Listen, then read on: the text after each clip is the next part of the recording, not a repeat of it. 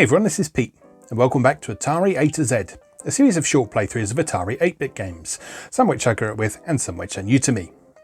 Today's game is Caverns of Khafka. This was a 1983 release from Cosmi, developed by Robert T. Bonifacio and released in Europe by US Gold. Now, Robert Bonifacio, if I'm pronouncing that correctly, was also the creator of Aztec Challenge, which was the very first game we covered on Atari A to Z all those episodes ago. There was also a game called Caverns of Khafka released for Commodore 64, loosely inspired by this game. It was quite different. And the main reason for that difference was the fact it was developed by a guy called Paul Norman rather than Robert Bonifacio, and it was very different in presentation and execution. This was actually the second time that Norman had done this to one of Bonifacio's titles. He also created a completely different version of Aztec Challenge for Commodore 64. There's not a ton of information about Caverns of Khafka online, and the game has had a somewhat mixed reception over the years, mostly due to its fairly sloppy collision detection. As an early scrolling platformer though, it's worthy of note. So let's go play Caverns of Khafka. Okay, here we are with Caverns of Khafka, 1983 Cosmi by Robert T. Bonifacio. And like I say, that is, as far as I know, how you pronounce his name. Not a game I'm super familiar with. But I do remember playing it a bit back in the day, and to be honest, my main memory of this game is anytime anyone mentions Franz Kafka, I always think of this before anything that Franz Kafka actually did. Even though they're spelled differently and all that. But anyway, this is a scrolling platform game in which you control the little dude who we can see up in the top left at the minute. And your aim is to grab all of the golden treasures without coming a cropper.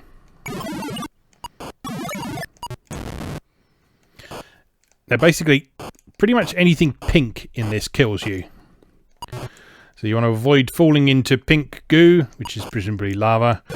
You want to avoid getting crushed by things with pink marks on the end of them. You want to avoid getting pushed up into the ceiling where there's pink marks on them, because all of those will kill you.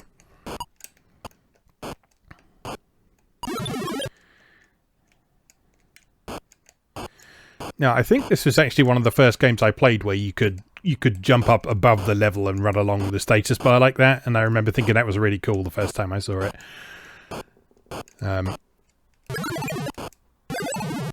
Obviously nothing new to Super Mario veterans, but you know how it is. Anyway, this predates Super Mario by a couple of years, I think. So the status bar at the top has changed colour. I'm not 100% sure why. It does seem to keep flickering on and off. Maybe that means something. I don't know. Oh, it's gone back blue again. Maybe that does indicate something. I have no idea what though.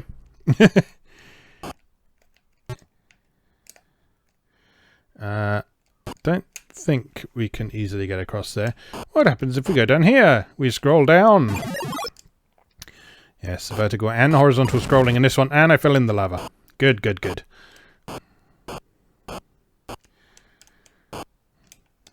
Alright, let's try this way. Head up here. Notice how he didn't bother to do a ladder climbing animation. So when you go up the ladders, you just sort of slide up them. And you're probably getting a sort of hint of the issues that some people had with the collision detection in this. It's a little questionable at times. I mean, it works properly when it counts, which is sort of determining whether you die or not, but the area where it's a bit shaky is in terms of sort of figuring out whether you're standing on platforms and stuff like that. You see that you quite often get stuck in walls and that sort of thing.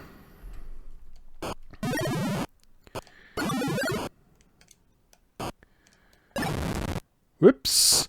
Or indeed jump straight into a wall like happened right there. Whoops.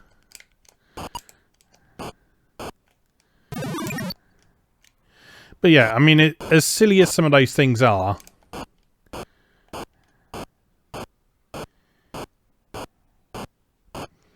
I can see why people would like this game, because it's interesting. The fact that it's a scrolling level gives you a really nice sense of exploration to the whole thing. The fact you got those lovely big jumps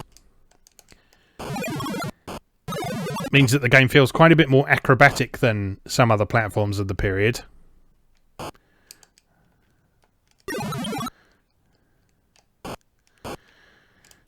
It's just quite an interesting and varied range of challenges to deal with in this game as well.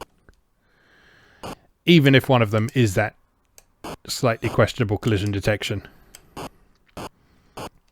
And inexplicably changing colours. I don't think we need to go back that way, do we? We want to get into that sloping passageway if we can. See, this is the joy of this sort of game. Sort of seeing things and knowing that you need and want... God. Knowing that you need and want to get there, but not being 100% sure how you do it. That's not right, is it?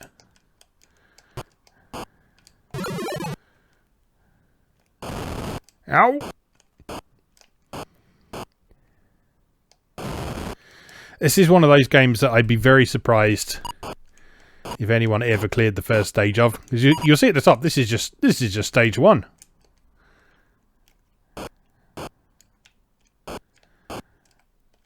This is just stage 1 of how many? I have no idea. Ow!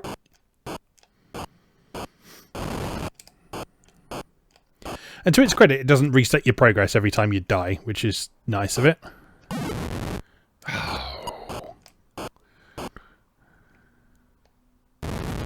Oh dear, this is going very poorly.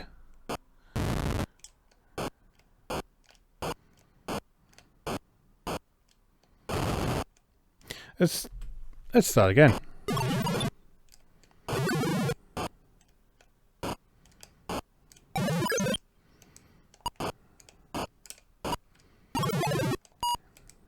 So if you look up at the top left, you'll see that there's a get counter, which is counting all the things that we are supposed to be picking up. And if for some reason a lives counter says lose, number of times you're allowed to lose, I guess. Which is an interesting way of putting it. I mean, it's not strictly wrong or anything like that, but...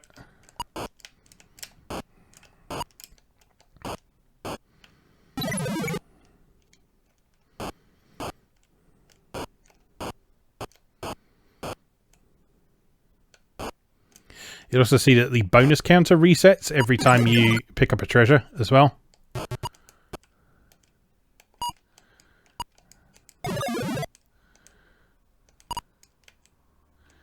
Is that actually determining how many points you get for a treasure? I think it might be.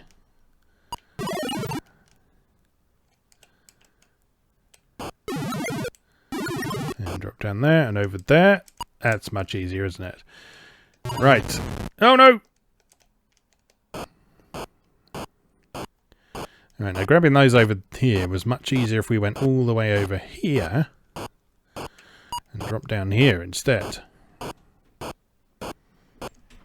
And we take a flying leap over there.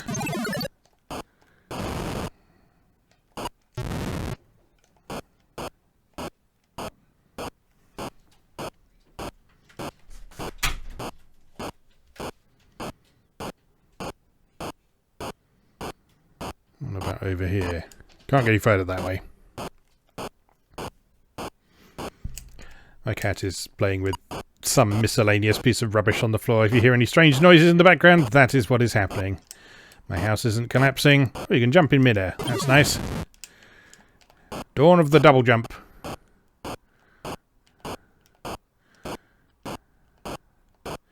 Can also sort of use that as a quasi-sprint up at the top of the screen as well. Let me down. Hello? Let me down. Oh God, what's happened? What has happened here? That's better. Thought that had all gone horribly wrong for a minute.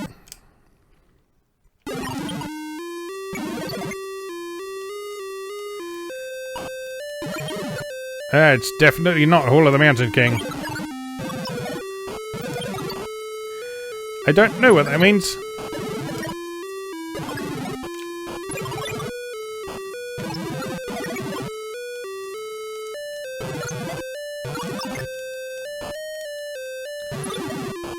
I've read the blurb and instructions for this game, and it's from that era when neither were especially helpful. So it doesn't tell you when the music starts playing something that initially sounds like in the Hall of the Mountain King, but isn't. Panic.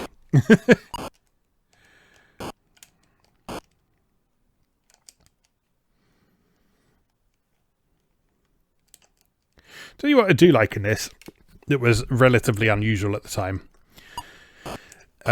is the fact that platforms have got like steps and undulations.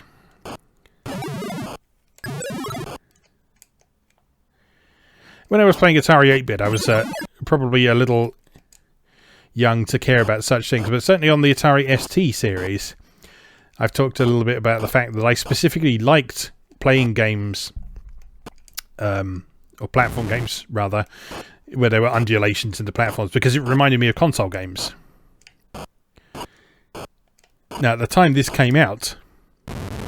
Oops. That's harsh. At the time this came out, not even console games would have had undulations in their platforms. So this would have sort of been doubly unusual to see.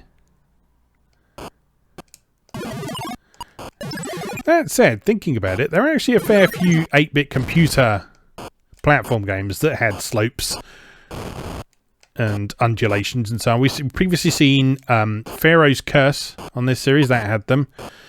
We've seen Miner 2049er. That had sloped platforms. And then, of course, there's Nintendo's Donkey Kong as well. What? That wasn't there before, was it? Is this devil changing on me?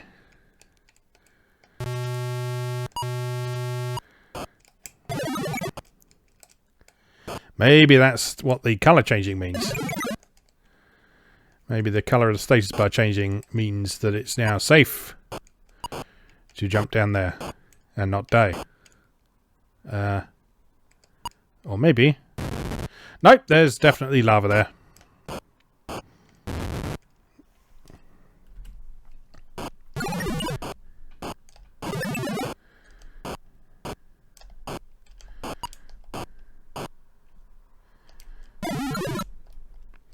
I actually rather like this game, as simplistic as it is, and as many issues as it has from a sort of modern design perspective and a technical proficiency perspective. It's actually quite enjoyable. Because although it's got awkward elements and there's some annoying deaths in there that might look a little cheap,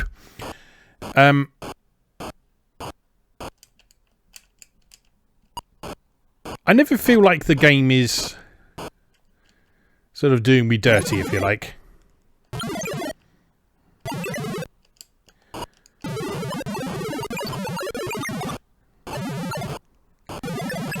I feel like it's reasonably fair and reasonably consistent in how it handles its mechanics and things.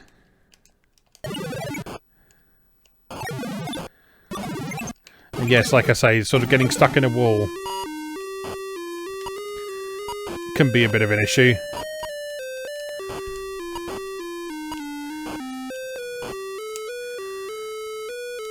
But for the most part, you know what you're getting with this game. You know what's going to happen when you take a particular action.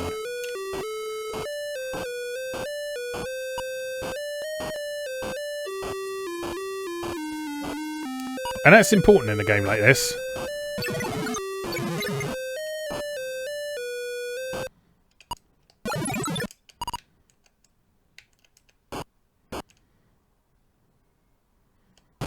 Oops.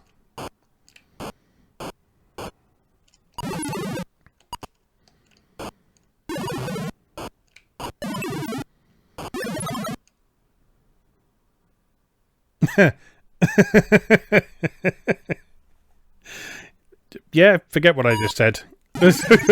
I'll just run through that wall and it's all fine. Oh dear me. Oh dear me.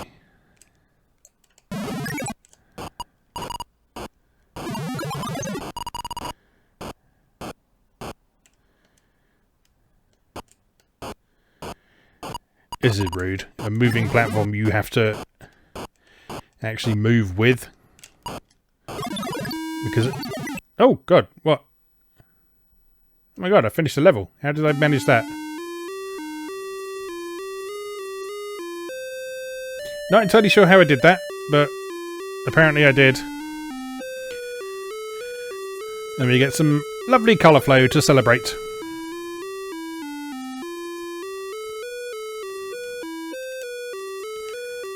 And the inability to move, apparently. Hello? Game? Oh god, you do have to wait. You have to wait for that entire piece of music to finish before you can move on. This is stage 2. Looks remarkably like stage 1. Oh, no, there's additional obstacles. Look at all those bats. And arrow traps. Oh, no. Oh, no, no, no. Are they deadly? No, they're just annoying. That's something, at least.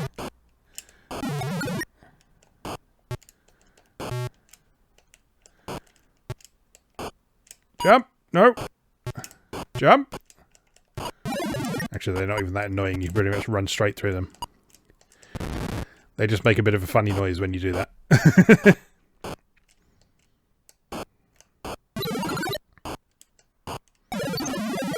Right, down the right one. I was sure the right one had lava down it before, and that completely failed to register a collision. Never mind.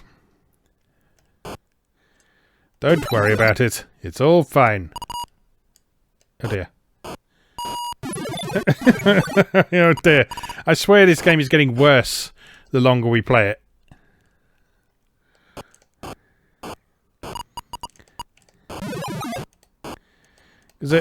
I swear it didn't feel like it was having that many issues to begin with, but... Oh, it is now.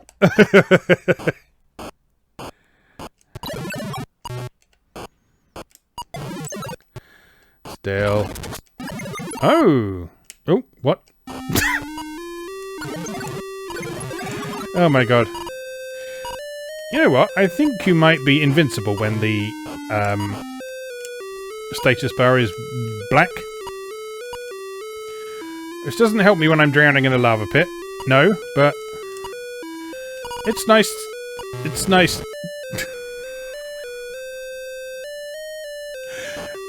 Oh, what even is this game anymore?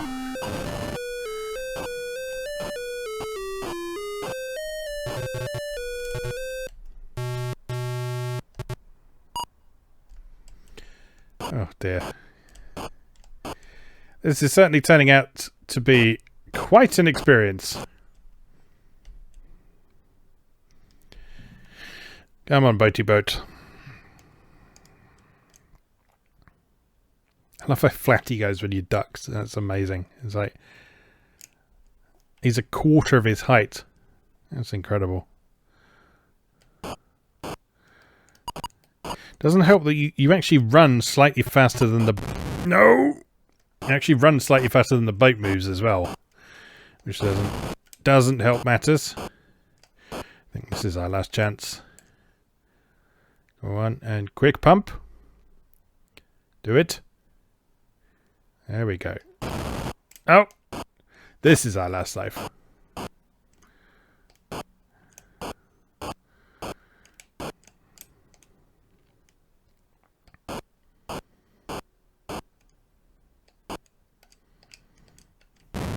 Ow!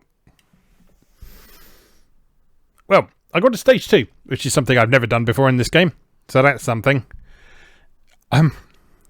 Yeah. I enjoyed that.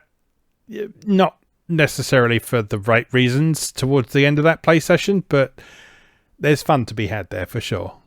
If you can sort of play the game in such a way that you don't encounter those collision detection issues, there's a reasonably solid little platformer in there. Otherwise, there's fun to be had in seeing just how many bits of scenery you can fall through in a single play session.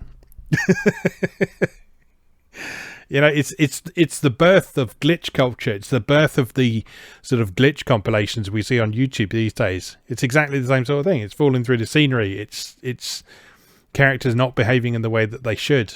Ridiculous things happening when you just do something perfectly normal in a game, like push down. Anyway, it's all in good fun. It's all in good fun. So that was Caverns of Khafka by Cosme. As always, thank you very much for watching, and I'll see you again next time.